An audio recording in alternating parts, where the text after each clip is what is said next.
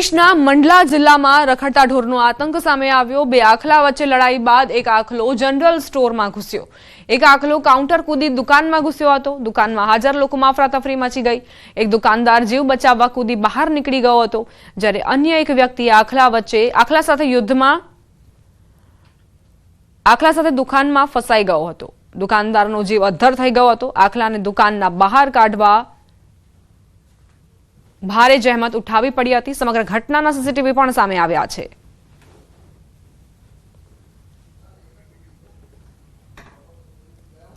મંડલાની આ ઘટના કે જ્યાં દુકાનની અંદર આખલો ઘૂસી આવ્યો તેના સીસીટીવી ફૂટેજ પણ સામે આવ્યા છે। કઈ રીતે દુકાનદાર પોતાનો જીવ બચાવવા માટે પ્રયાસ કરી રહ્યું છે, અહીં જે માલ સામાન હતો તેને બચાવવા માટે પ્રયાસ કરી રહ્યું છે। આસપાસના જે લોકો હતા તેઓ પણ પોતાનો જીવ બચાવવા માટે એક બાજુ આવી ચડ્યા, પરંતુ આ આખલો ત્યાં પણ ઘૂસી આવ્યો અને આ આખલાની સામે પોતાનો જીવ બચાવવા માટે આમ તેમ હવાતિયા મારી રહ્યા છે હાજર લોકો। ગીર સોમનાથના ઉનાના ખાપટ ગામે વનરાણીઓના ધામા એક સાથે 4 સિંહણે ધામા નાખ્યા। મોડી રાત્રે ગામમાં લટાર મારતા દ્રશ્યો સામે આવ્યા। જો કે ખાપટ ગામે અવારનવાર સિંહોના ધામા રહેતા હોય છે, ત્યારે સતત સિંહોના આટાફેરાથી ગામમાં ભયનો માહોલ ફેલાયો છે।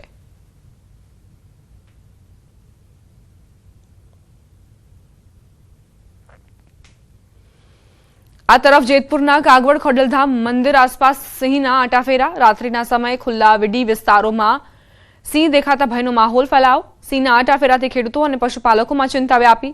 સ્થાનિક લોકોએ વન વિભાગને જાણ કરી। વન વિભાગે પેટ્રોલિંગ વધારી સિંહ ઉપર નજર રાખવામાં આવી રહી છે। બનાસકાંઠાના દાંતીવાડા પુલ પર રાત્રિના સમયે દીપડો દેખાયો। બનાસ નદી પર આવેલા પુલ પર દીપડાની લટારનો વિડીયો વાયરલ થયો છે।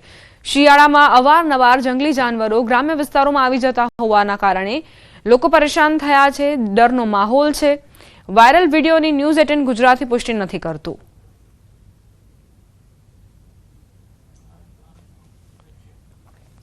આ તરફ સાપુતારાની તળેટીમાં આવેલા ગોટિયામાળ ગામમાં રાત્રે દીપડો પાંજરે પુરાયો। કેટલાક સમયથી ગામમાં દીપડાના આટાફેરાને જોઈને લોકોમાં દહેશત વ્યાપી હતી।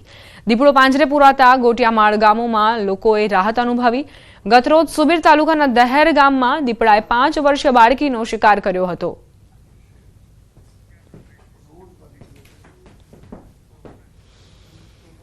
રોકાઈશું એક બ્રેક માટે। આપ જોતા રહો ન્યૂઝ 18 ગુજરાતી।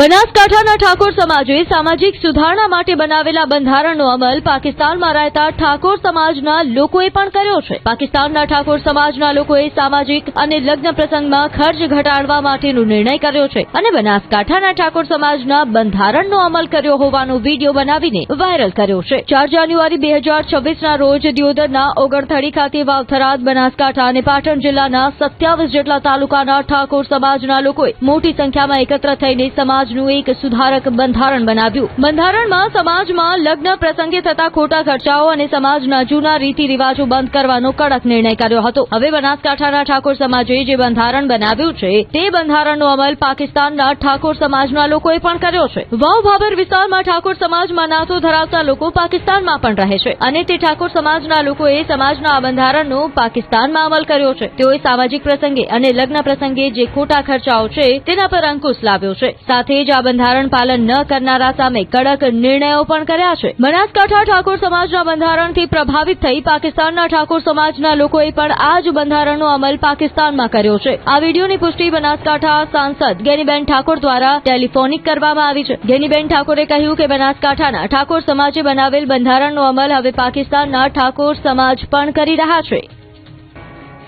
ઠાકોર રબારી સમાજ બાદ હવે નાઈ સમાજે પણ બંધારણ મુદ્દે બેઠક કરી। 11 ગોળ નાઈ સમાજના સામાજિક બંધારણ અંગે બેઠક યોજાઈ। વાવ થરાદના ધરણીધર તાલુકાના ઢીમા ગામે નાઈ સમાજની મહાપંચાયત યોજાઈ। સમાજના બંધારણને લઈ મહાપંચાયતનું આયોજન કરવામાં આવ્યું। નાઈ સમાજના ગુજરાત પ્રમુખ આંબાભાઈ નાઈએ સમાજને અપીલ કરી કે મંદિરોમાં રમેલ અને તિથિ ભોજનમાં લાખો રૂપિયા ખર્ચવાનું બંધ કરવામાં આવે। માત્ર કુળદેવીની જ ઘરે ઉપાસના કરવા અપીલ કરાઈ। કરાઈ। કોઈ બીમાર થાય ત્યારે ભુવા પાસે નહીં, દવાખાને જવા સમાજના લોકોને અપીલ કરવામાં આવી। આંબાભાઈ નાઈએ ભુવાઓને પણ ચેતવણી આપી કે અમારે એક્શન લેવી પડે તે પહેલા ચેતી જજો, સમાજને સાચી દિશા આપજો, ગેરમાર્ગે ન દોરતા।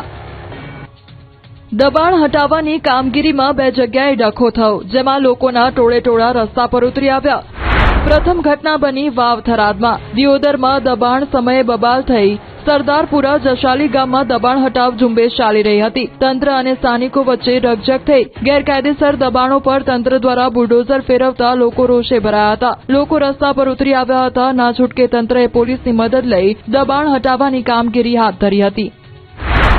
તો બીજી ઘટના સામે આવી રાજકોટના જંગલેશ્વર વિસ્તારમાં। ડિમોલેશનની કામગીરીનો અહીં લોકોએ વિરોધ નોંધાવ્યો। આ ઘટનામાં ભાજપના જ નગરસેવક લોકોની સાથે વિરોધ કરતા નજરે પડ્યા। એક સાથે 2000 પરિવારો ક્યાં જશે?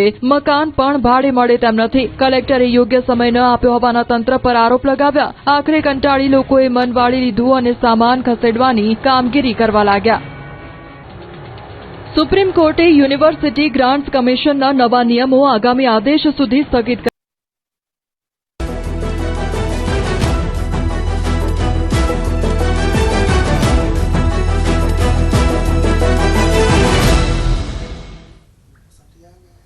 Welcome back. સુરતના કતારગામ વિસ્તારમાં ટીપી સ્કીમના રિઝર્વેશન મુદ્દે અસરગ્રસ્તો રસ્તા પર ઉતરી આવ્યા છે, જ્યાં રહેણાંક સોસાયટી પર મુકાયેલા રિઝર્વેશનના વિરોધમાં લોકોએ અભિયાન શરૂ કરી ઢોલ નગાડા વગાડીને જનજાગૃતિ લાવવાનો પ્રયાસ કર્યો હતો।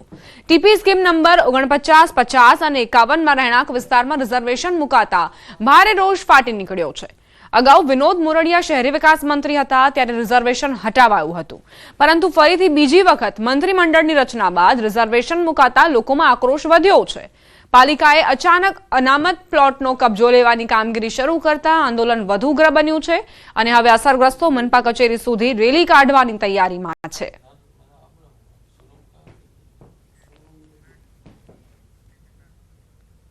સુરતમાં નકલીનો ખેલ યથાવત। હવે નકલી કોસ્મેટિક્સ બનાવતું કારખાનું ઝડપાયું છે।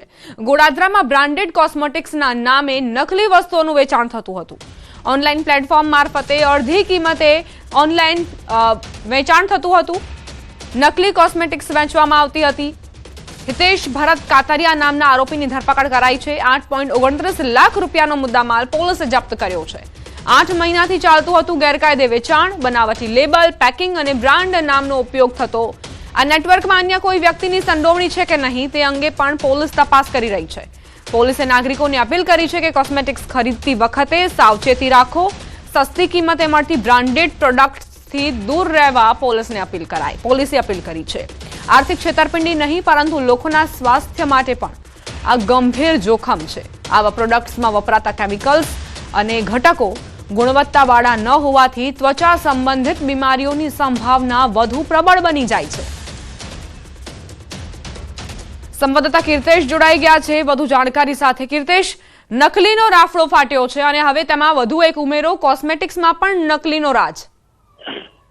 બિલકુલ, સુરતના ગોડાદરા વિસ્તારમાં બ્રાન્ડેડના નામે નકલી કોસ્મેટિકનું કારખાનું ઝડપાયું છે। ઓનલાઈન વેચાણ કરવામાં આવતું હતું। ખાસ કરીને હિતેશ ભરત કાતરિયાની ધરપકડ કરવામાં આવી છે। કોસ્મેટિક કંપનીના સંચાલકો અને પોલીસની મદદ સાથે ગોડાદરા વિસ્તારમાં રેડ કરવામાં આવી છે। કહી શકાય છે ભદ્ર કેમ્પસની દુકાનમાં આ ગોરખ ધંધો ચાલતો હતો। જે પ્રકારે રેડ કરવામાં આવી ત્યાંથી 8.29 લાખ રૂપિયાનો મુદ્દામાલ પણ જપ્ત કરવામાં આવ્યો છે। જોકે પોલીસે આ મામલે કોપીરાઇટનો ગુનો દાખલ કરી વધુ તપાસ શરૂ કરી છે। આભાર કીર્તેશ, જાણકારી આપવા માટે।